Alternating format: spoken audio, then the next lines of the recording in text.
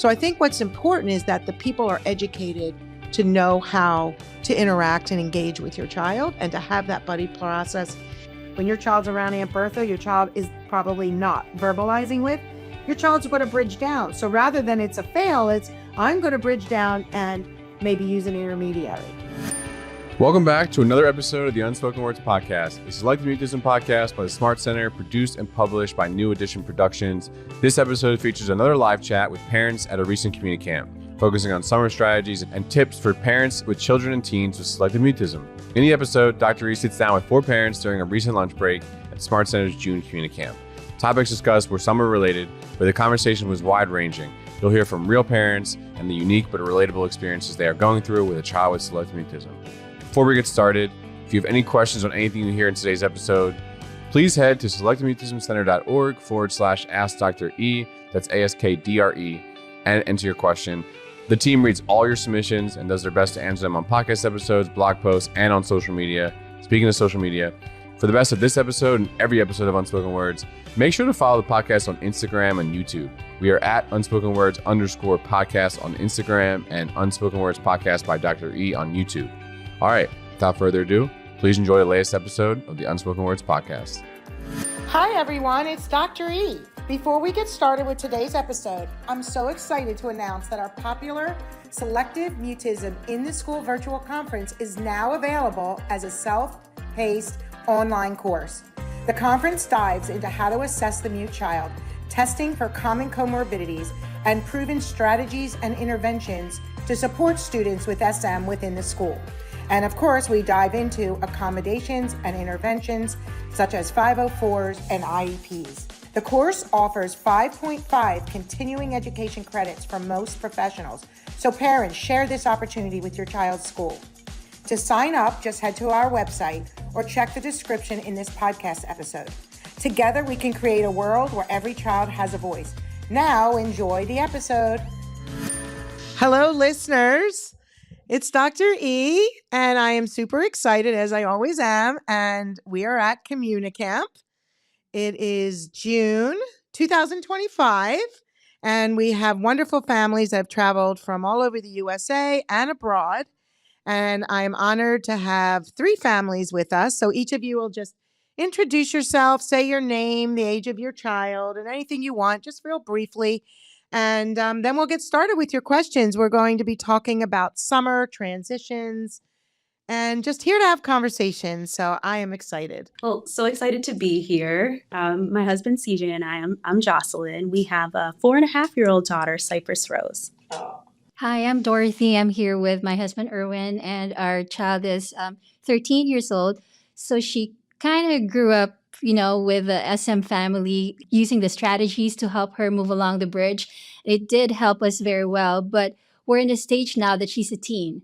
So that's why we're kind of wanted to get more help or more strategies because her age group, we're kind of heading into high school soon. So that's why we know that this is going to be helpful for us again. And my name is Dan and my wife, Jess. We have a 3.5-year-old boy named Luca. We noticed a change in him in the beginning of the school year. We recently had a baby in August. Luca also started school in September, and Jess was with him all summer as a teacher and went back to school. So yeah, we noticed that he went to school and wasn't speaking, and then slowly started not talking to friends and family after that. So we're here to help him and get him back to speaking and being himself.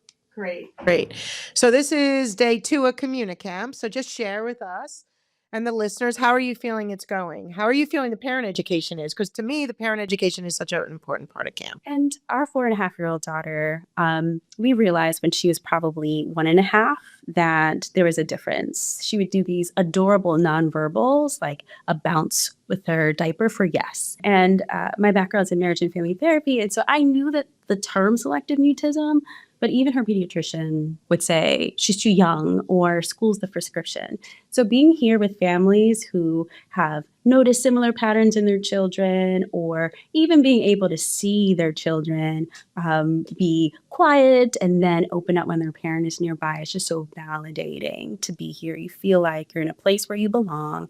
And finally, there are people who get it. Yeah, so as for us, like I said, we're not first timers, but every time we come back with a new set of eyes and looking at things in a different perspective and getting those new aha moments again, because our child is growing.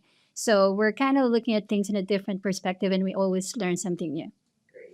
And I'm a special education teacher, so I came in with all of my toolbox of interventions for Luca.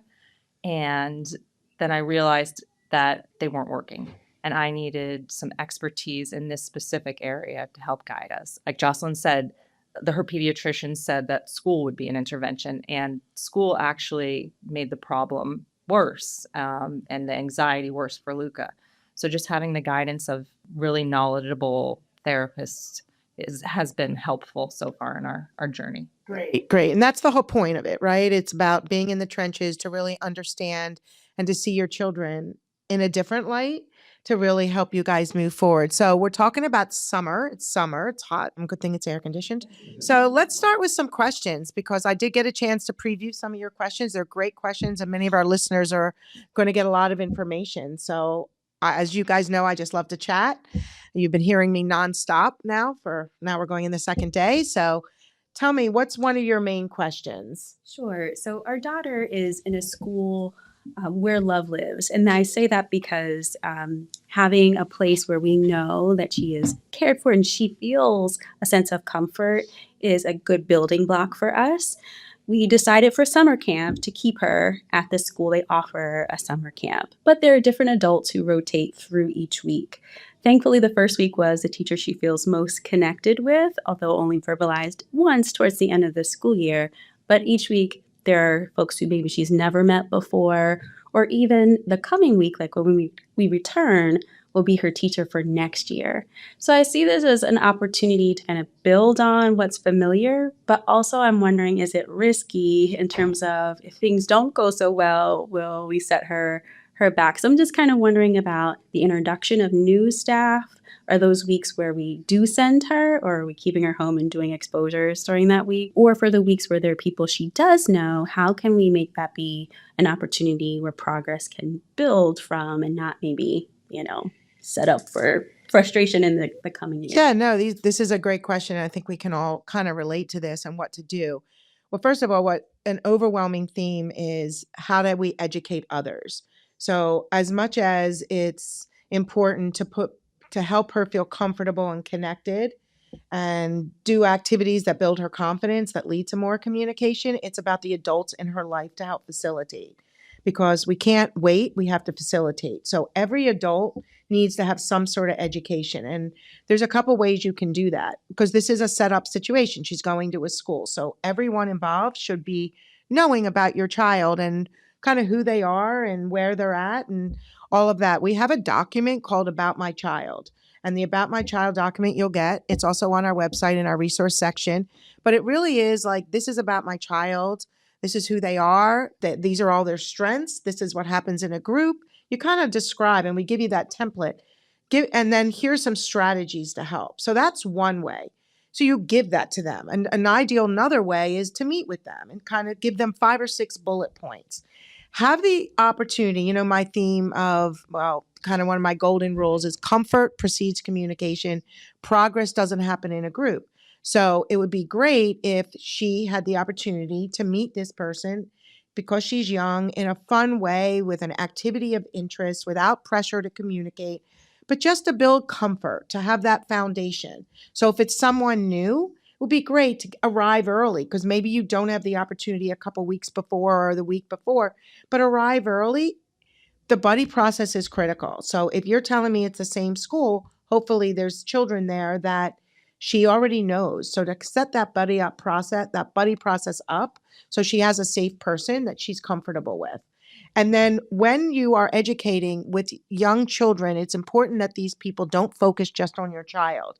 As much as we want them to ask questions, we also want them to respect their comfort level. So the look, listen, and learn. What is your child looking like Are they ready for engagement, or is it more comfort and focusing on other children first? Where do you want red or blue to another child before they even ask your own child? So I think what's important is that the people are educated to know how to interact and engage with your child and to have that buddy process in place. Areas of high interest for older children, teens, as well as younger children are very important. So when you're meeting up with someone, have what we call a bag of props, their favorite things. So young children, Peppa Pig, Paw Patrol, Spidey. I don't know. My kids like different things, okay? But so I'm trying to know all of these types of things that everybody does. Yeah, the bag of props. It's their interest, It's what they like to focus on. They're excited to do that. So bring their bag of props. Maybe she hands stickers of, Spidey characters or Paw Patrol or whatever the characters are. And she's giving that and the person's looking at it. It's really important that it's not a lot of this, not a lot of eye contact, staring your child down. Children make progress, especially younger children, over props, tasks, looking at something other than this. The minute you're staring the child down, the minute their expectation goes up, and the minute the children start to pull back. So if there's an activity, a game, running around works really well with a lot of kids. So not just sitting at a table, but maybe doing something, chalk time on the driveway, blowing bubbles, having fun. Just don't worry about communication right now. Worry about comfort and connection. And with that, and confidence over an activity, and you will be amazed. Actually really insightful for me because at her school interview, we had to bring 5 things from home, and she stunned us because she was speaking so much in front of people she had never met before. And then, of course, the school year was a little bit different. Yesterday at camp, she progressed all the way into verbal, consistently asking and answering questions. In fact, even Dan was asking, basically like, why is Cypress here? Because I was trying to be rude, but performing Friday and night doing we were things that talking. we never saw. So we had to say that that's new for us too, to watch that happen, but that she can do it.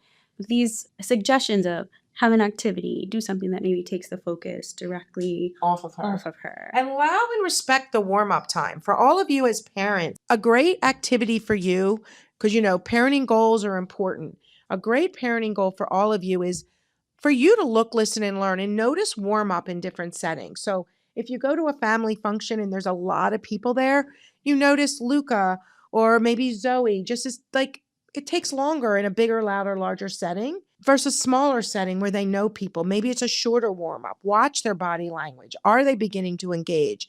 Are they handing something to someone or they're taking something? Are they making eye contact on their own? I often mirror the child.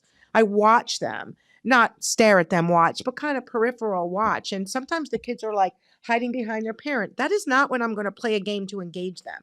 I'm going to give them a little time and engage the parent, because that decreases the expectation. So if you're meeting up with a teacher or a camp counselor and their goal is, I'm going to get that kid to talk, your child is not going to connect and communicate with that person. So I hope that was helpful. Our situation is somewhat similar, but the camp that Luke is going to is actually new. So his school ended. They offer a 2-week program, but we were looking for more of like a longer thing throughout the summer. I like that. It's better to do a longer program and less than lots of little programs because of comfort, connection, and building that. And now you're off to someone new. Yep. So if it's 2 weeks, that's not bad. But then I wouldn't go and do another 2-week camp with a 3.5-year-old. Yeah. So we're just worried about like that first few days when it's his first day. Like, should Jess volunteer maybe, or Do a parent fade in, fade out.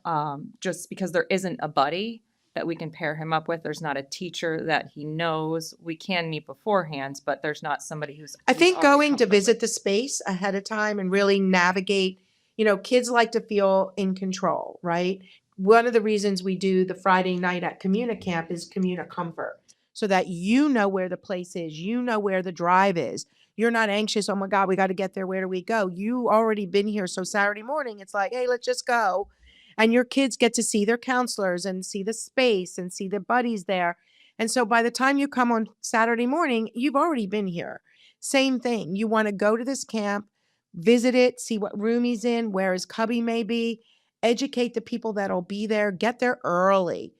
So the fade-in process is great, but don't over-obsess on that with this. And here's why. Some children become more anxious when their parent is there, and some children do better when the parent does a drop-off, and the child may, adjust better because of that reaction. So you have to know who your child is. Also, so also how we react. Look, I'm a mom. One of the things that, I am a mom. Like after I leave here, I'm a mom. I'm worried about my daughter driving to New York. Doesn't matter how old she is. He drove here this morning, my son. I'm like, did he get here? Is he okay? I will worry. You will worry. No matter how old they are, you're a mom. But how we project that to our kids, our worries and our fears, are so important. So there's something called fake it till you make it. And as much as I don't know you specifically in detail, other than through Dr. Jenna, because you just started working with her, and also here, you had a little bit of a look of fear while your child was making noises out there. And I want you to be upbeat and positive, because when we have fear in our face and worry, it makes them think, I do have something to worry about. I don't know that I can separate. Mommy looks really nervous too. It could be, wow, camp's great. Listen, I've got to go into that room. Let's hold hands for maybe 5 minutes, give you a hug and a kiss. And you love being with Natalie. And then you show that confidence, because they will feed off how you are projecting yourself to them. And this is a work in progress, and I am still working on it. I still get anxious as a mom, and I realize, they're older, they're adults. Yeah, we're always a parent. And I'm never going to tell you it's different. It's not. You're always going to have worries. But when your children are young and your child's older, you know what I'm talking about, right? Yeah. Dorothy? Yes. Do you have anything to share with that? So yeah, as before, when she was younger, we will always be worried about how she's gonna react in a new situation, and then we learned how to kind of pull back and put, like, what was the phrase that we'd always say? Put the Band-Aid, put your hands in your pocket. Your pocket Band-Aid over your mouth. Yeah, and what that does is it's giving them opportunities. So any opportunity they can engage, again, high interest is so important. But if let's say you are doing a separation, or you're going to camp to see this new space, bring his bag of props. Let him engage with that teacher, and then you say, hey guys, I'm just got to go get something out of my purse. You're not lying. Maybe there is something, but you're trying to let him just be, and you with confidence. And if he gets a little anxious, hey, I'll be right back. You're going to be amazed how, as you change your ways and look confident, because you're giving him the message, hey, you can do this. And then let's say it's over, you could decide how you react. He's only a little guy, and sometimes with little guys, less is more. As children get older, you're a little more cognitive about it, actually a lot more cognitive. And you may say, hey, that seemed harder for you last time. Now it's getting a little easier. Bringing your stuffy made it easier. If you want to say that, I'm fine, but you don't want him to feed off of everything. Then you're feeding back. You almost state it with confidence and you move on. It's interesting you mentioned that, because you were talking about comfort, and last night we talked through our feelings chart about his day. In the morning, he really said, I struggled. I was feeling very sad. In the afternoon, he said, I was feeling a little bit happy. And then this morning, we were able to drop him off without setting a timer. He went right in, and it sounds like he did fine. We didn't hear from anybody. Fine. If he was having an issue, they would come and tell you. So he separated again really, really well. I have to tell you, what I really love about what you're telling me is his openness with you to be willing to share. So that to me is testimony to how well you are parenting him and how you're meeting him where he's at. So kudos to you. Well, the one thing I can say, and I think this is a testament to Dr. Jenna. He did that feelings chart with her and put the stickers in all the right spots. And when we're at home, that's something he loves to do. He loves to talk about the bridge. He loves to talk about how he's feeling. And when he gets in those modes where he kind of shuts down, we go directly to that. And it kind of is a barrier that he's willing to break. Yeah. And you're also not saying, well, you need to do that, or you shouldn't feel scared. Why do you feel scared there? He feels scared at times. They feel worried. Aren't there things you guys get like nervous or worried about, and somebody else might be like, why are you worried about that? But you are, or you're afraid, or you feel anxious. Well, Jess started to tell Luca how she was feeling when the feelings there started. You go. Everyone finds their people through their areas of interest. If you were going somewhere you didn't know anyone, there's another thing I say. Imagine going to a cocktail hour. You're at work and you got to go to this party. Some of your work associates aren't going, and you're like, oh my gosh, I'm going to this party. I know no one. But then you're at the party and you see across the room, oh my God, that guy over there, he lives in my neighborhood, not far, close to me, but not too far. So you just start to mosey on over, you kind of shimmy on over and you realize, well, they're doing a lot of road work here on my neighborhood. Something to talk about. Easy conversation. Easy conversation. So, hey, are they still working near your house getting that sewer ready? Like for us, it's almost done. And you start having a conversation over your area's interest, even though it's just the sewer, even though it's the road work. You needed to find a reason to connect. You can't have people sitting in a room with no our connection is being here at CommuniCamp, having children with SM, me being an expert in this, you guys connecting. If you guys just met each other at a restaurant or standing in line, you wouldn't talk to each other until you knew you had a connection. Yeah, now we have a bond where we all have similar, something we're working with our kids that we're all trying to overcome. Yeah. Hey listeners, we'll get back to the episode in a second. I want to tell you about CommuniCamp, our popular 3+ day intensive group treatment and all-day parent education and support program designed to help parents, children, and teens overcome selective mutism, social anxiety, and extreme shyness.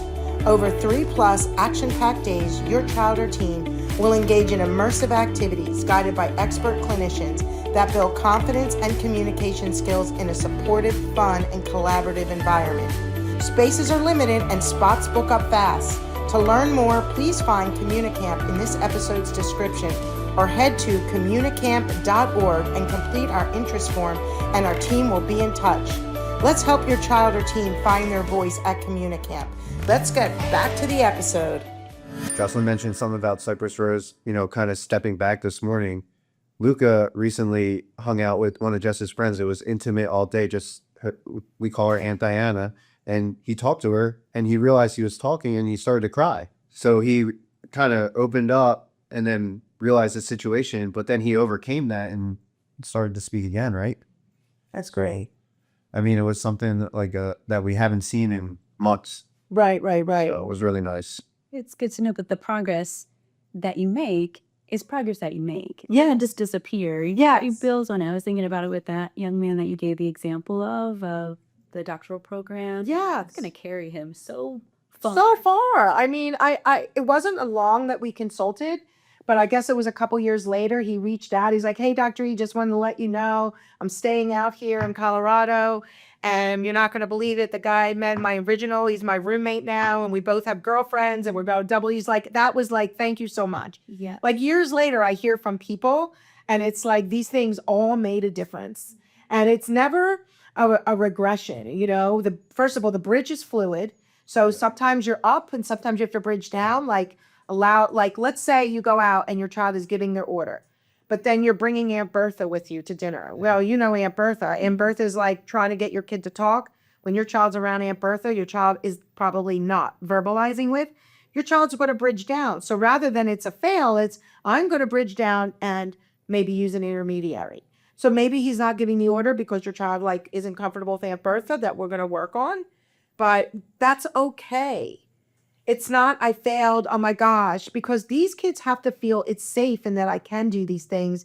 And it's okay sometimes to bridge down because it's not like if you don't talk, that's the end all and be all. Like that makes my blood curdle because talking or not talking is a symptom of something, whether it's a Y preventing them, a Y of SM, they're not comfortable, they don't feel connected, they're not confident in that situation.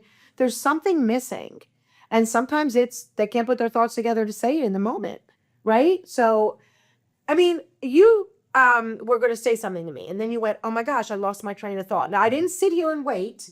I didn't look you in the That's eye. actually what I was going to tell you about how because I related to what happened with Cypress this morning, But at the end of the day, I think it's these small wins that add up. Yes, they do. I think Sophie was talking about it upstairs, like she did a practice panel and, I guess Jen had a bunch of doctors on the monitor and maybe there was more than she thought, but she did a great job. And now she's up there on the panel and she did amazing this morning. It was really nice to see. Yeah. Her goal, she said, I want to be Dr. Jen.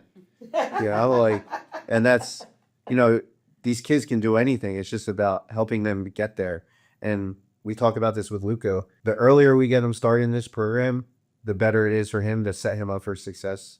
And, we want him to be able to be successful in school and show the world what The he's most capable of. rewarding thing for me is I've been doing this for so many years that these kids I saw when they were 5 and now they're adults. We have one here that I treated when she was 6. She's going to be a psychologist. I have a counselor here that I treated his sister, who's now a psychologist, but he was at the visits when he was 3. And I actually remember them. I have a patient that just graduated Harvard Law School. She's going to be going to Israel. I hope not right. Right now it's a little tough to get to fly there, but she's going to clerk for a lawyer there. She graduated Harvard. I remember seeing her. I used to call her, she would call herself Cousin It because she had her hair all over her face. I never saw her face in the very beginning. These kids become fully functioning individuals that reach their capacity. And I need to be clear on that. Okay. The majority of individuals with SM can become very confident social verbal communicators. There are individuals that have other reasons that compound their challenges, whether it's a learning challenge, whether it's being on the autism spectrum, which we have a lot of. We work a lot with families with kids with comorbidities. It seems like that's a specialty of ours because of that whole person approach. And so it isn't about treat to speak. We don't know how to do that. We assess to understand and develop the treatment based on your child's needs. And to me, you guys are everybody at this camp is flying. So I'm excited. I love this. CommuniCamp is my favorite thing to do. Not going to lie. I love it. Yeah, honestly, it's a blessing. And like you said, the capacity that we see at home, we just want everybody else to see. And, I think we can all relate to that. Well, you know me as Dr. E, right? Well, I'm that mother. Yeah. I'm the mother that had the little child that couldn't function outside the house, that sat in a fetal position in the back of her car, who's now a full-fledged doctor, married, about to have a baby. Yes, listeners, I am going to be a grandma. I am super excited.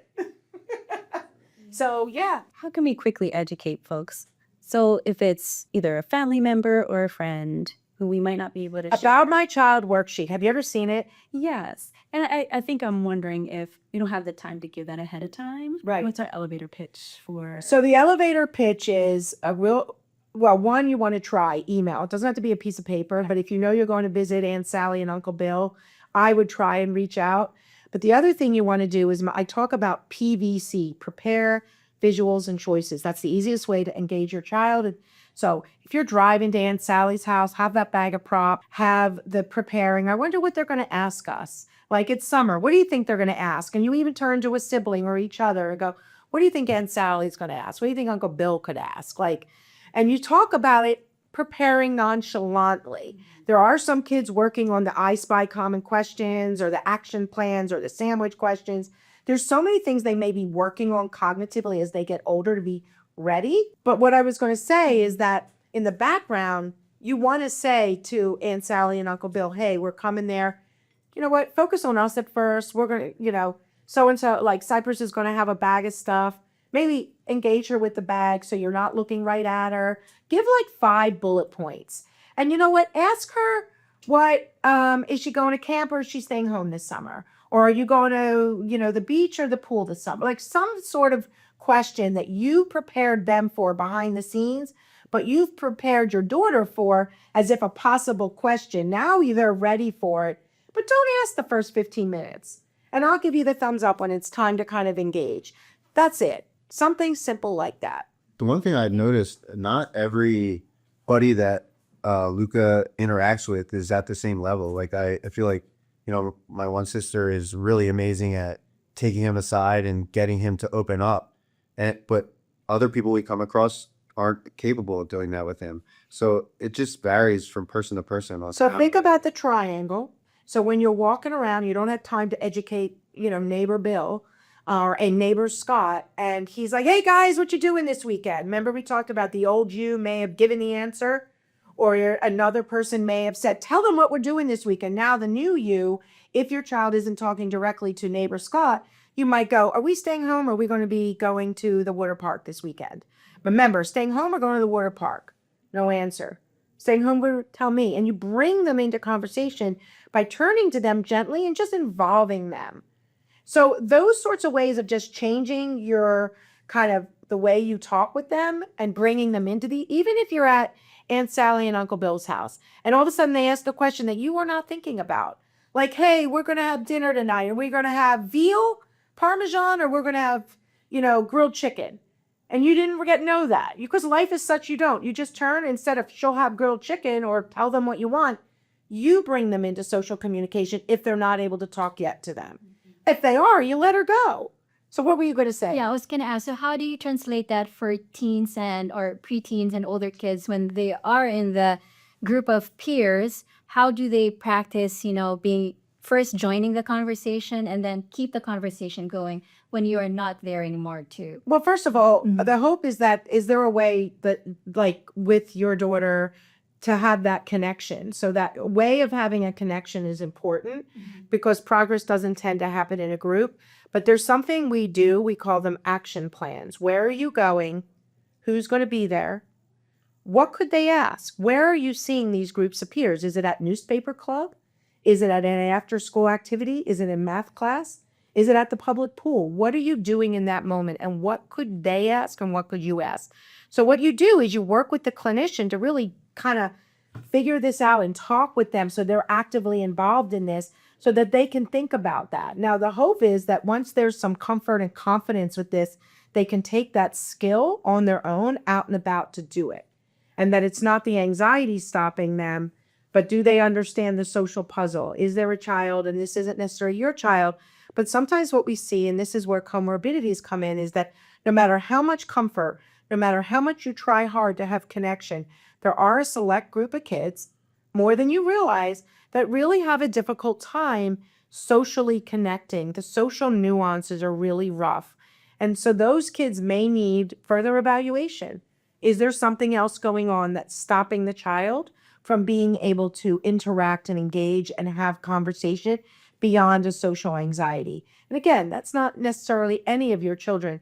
I'm saying this to our listeners because we are amazed how many kids we work with that end up having some of these neurodivergent challenges, such as ASD, very high functioning, that those social nuances are very rough. So I want our listeners to know that if you're working on social comfort, if you have the ability to be with these peers over and over, and they just can't get to a friendship, and they've never really had that true reciprocal social interaction, even non-verbally, there may be some other things we need to look at. So I just want our listeners to know, because we're talking and we find that sometimes they don't realize that, or they blame the silence on anxiety when it might be more than anxiety. Yeah, there could be something else there. There could be something else there. And that's a comorbidity that we need to look into. But assuming it's, I need to build connection and comfort, it's trying to find those areas. So that's why clubs and activities and doing summer programs with peers. And even if it takes you as a parent, your daughter's 13 or 12, to say, hey, what's Rebecca and Sally doing this summer? Or hey, or every Thursday from 4 to 7 p.m., we're going to have like a get together. Zoe loves to bake. Sally loves to bake, whatever it could be. And we're going to have like a baking get together. Or we're going to the public beach, like it's only kind of close to your house. Or you see what I mean? You yourselves have to get super creative. Yeah. And I will say that when I look back over the course of my career, it's the parents that worked really, really, really hard on peer connections that made the most progress. Anything you can do to get that connection going. But it is hard as they get older because you depend on them. But I wouldn't put them in situations if they're not ready to be able to navigate with new kids, new people without a way to connect. If they're going to a camp and it's very activity-based, and we've met with the director and we've educated them to say, hey, do the buddy process, ask a choice question at first, bridge up to open-ended. So then they're doing that. Or pair Zoe with maybe a couple kids that might be good match. And that's why doing an activity of interest is important. Are there any other thoughts or questions based on what I'm saying? I know we say a lot here. I'm thinking about two things that were mentioned. One is being careful not to project fear and worry. Yes. And also the student you worked with who will be possibly traveling this summer. For the 4.5-year-old and 3.5-year-old, were born into a COVID context. And now I'm thinking about like the world ramping up this summer in terms of world events. And how do we navigate that? You mean with the stress involved and all those things? Yeah. Of news headlines and things. Do we just shield our children from that, or do we? Well, it depends on the age, right? I mean, it is very scary, the things that are happening, and we don't know what's going to really happen. And just like in COVID, it seems like there's never a dull moment in our country or anywhere in this world. I think it's like for a 3.5-year-old, a 4-year-old, I don't know how much conversation you need to have, but I would be shielding them in a way where you're not projecting your own fear. You know, there's been some recent plane crashes, you know, and now you're getting on a plane, and how much are you talking about that? Yes. It's scary for us as adults.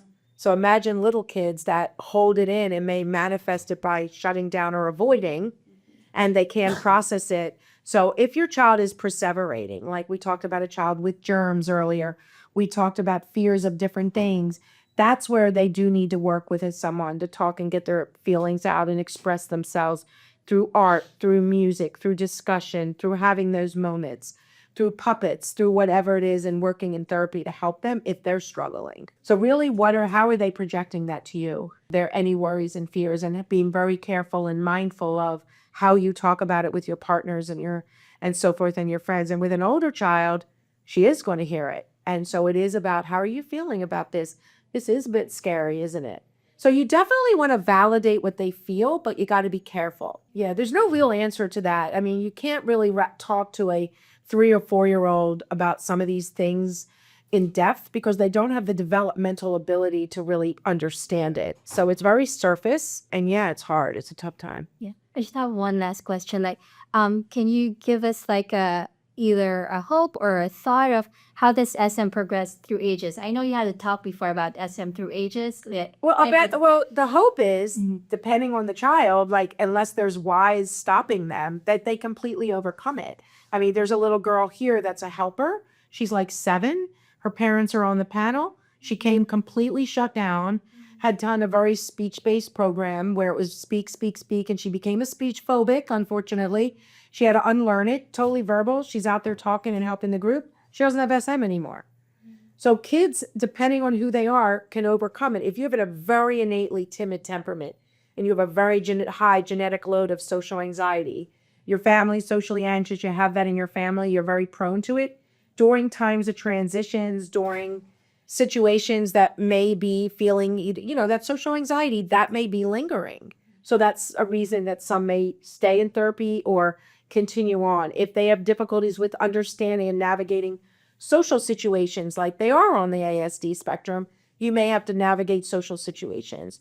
If they have learning or processing issues, you may need to help them be able to realize how they can accommodate themselves. So we help them reach their capacity, but during times of transitions, look, we're human. I don't know about you, but there's more times I'm more anxious than other times. And Probably. right? Even yesterday that happened to me with, you know, Luca. I could hear him upstairs, and I just wanted him to know that we were here and where we were.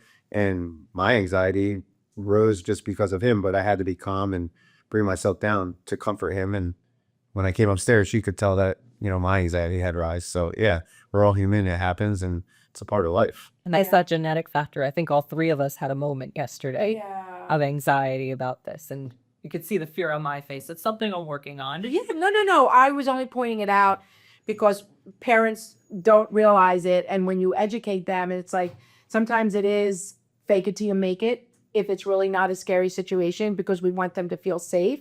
We also want them to feel validated.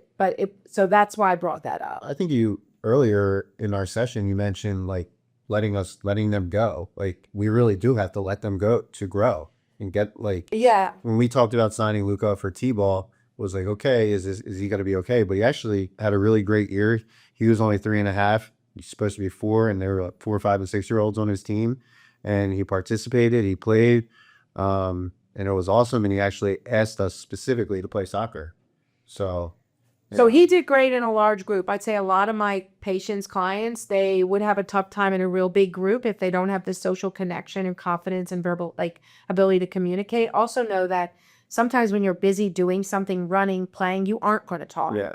And parents are like, well, I need him to talk. Well, you're not going to be talking as you're getting the ball and running. Yeah, that was a big part of it. I think he didn't feel that pressure. Yeah. Although he did feel it when he was at bat. So that was the struggle, was batting this season. Playing the field, he was completely great. Yeah. So, and it wasn't always And perfect. it worked for him. Yeah. It wasn't always worked for him. perfect. There was ups and downs throughout the season. Maybe you worked on the buddy process. Maybe you met up with a coach did an interview, like maybe a guess who game with his favorite characters to build comfort. And even beforehand, we made sure a buddy was on the team. There you go. Paired him and Yeah. played their backyard neighbors. Yeah. So we played. And then I put stuff in the house, and now all of a sudden you're meeting for pizza afterwards and going for ice cream. Now he's got 2 friends, but wait, there's a little boy over there. Let's invite him too. Now there's 4, and they're the cool guys. So we were able to include It applies to older kids too, right? Yes. Like this strategy. Yes. Is this helping? Yeah. With what I'm saying? Yeah. Very. It very does. much, It's yeah. finding your areas of interest and feeling confident with what you're doing. And just always think comfort, connection, and confidence in these areas. And that is like the baseline fuel with facilitation. Regardless of age. Yeah, regardless of age. Okay. I have Even to yourself. remember that. Yeah. Yeah. True. Thank Yeah, you. but it does evolve as children get older and the demand. So sometimes going from elementary to middle or middle to high school, going to college, all of these are transitions, but this is life. True. And you may need more or less support. You go through a life event, you might need more support. We're not robots, Yeah. and neither are they. Yeah. Thank you. Yeah, and with what we're going through in the world, it's scary. It is scary. And I love when you said, look, we're always parents. We're always parents. We're going to be worried about things. And I think one of my big worries is, like, will she be hurt and not be able to say that? Or, Will she be what? be hurt or feeling in pain or not being able to? First of all, look, listen, and learn. If you see she's not herself, that you will say, hey, you don't feel comfortable. Something going on? I mean, at school, like if she needs something at school and no one notices that. Well, so what you said is really important, and I have to say this. We can't assume that they are going to initiate in those moments, which is why you want to work on initiation skills when there is no difficulty. For example, the teacher prompting to like when the clock strikes 3, it's time for this, or would you go and give this book to, Luca? And so the counselors at the camp are stimulating nonverbal initiation. We've had kids bring in funny questions and jokes to their teachers, and the round robin where they're going up to different teachers and maybe they're verbal and they're reading it. Or, can you tell Mrs. Smith that I'll meet her for lunch afterwards? Or, hey, can you ask Robert if he has his math homework? So you want to stimulate, even at a party with a gathering, hey, does she want a root beer or does she want water? You give them these opportunities, whether it's a set game they're playing, the asking game, you can make it anything you want, the interview game. The reason we love things like the interview process, which you can change the name to anything. There's a million names for the interview process. It allows give, take, back, forth. So in our office, when we're doing sessions, and you probably have seen this, is you're asking questions. So you get these kids. I said this yesterday. What are the chances that if a child is verbally responsive, you can get them to become initiative if they have some reading skills? 100%, because they read the question. So now they're going up to different people in the office. They're going up to aunts and uncles. And now they're working on initiation. So what do you think happens if they need something and they practice that skill? Don't assume lower anxiety and all these things happen. I have learned the biggest lesson. If you say, Dr. E, what is one of the biggest things you've learned over your careers? Don't wait, facilitate as adults. Meet them where they're at. Look, listen, and learn. And don't assume they're going to do these things if they haven't had opportunities to do it. There it is in one big nutshell. Thank you.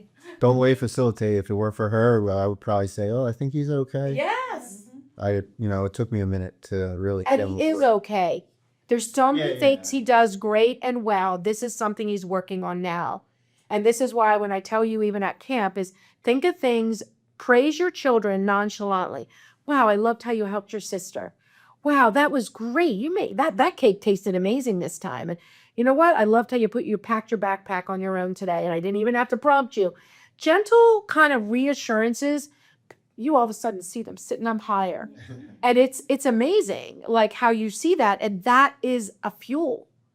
So it's not, we're not even talking about talking, guys. Yeah. Thank you. That's what's so incredible. We're not even talking about talking. It will happen as we implement and we do the strategies and we progress them. They will become confident social verbal communicators. This was a great podcast, I feel. We talked a lot about, right? Yeah. Yeah. This was great. Thank you, listeners. I hope you enjoyed it as much as we did. And there'll be show notes with some links to some of the things we talked about, some additional handouts and stuff. So, guys, enjoy the rest of CommuniCamp. Yeah, thank you. Not much. Thank you for listening to Unspoken Words, a Selective Mutism podcast hosted by me, Dr. E, and the Smart Center.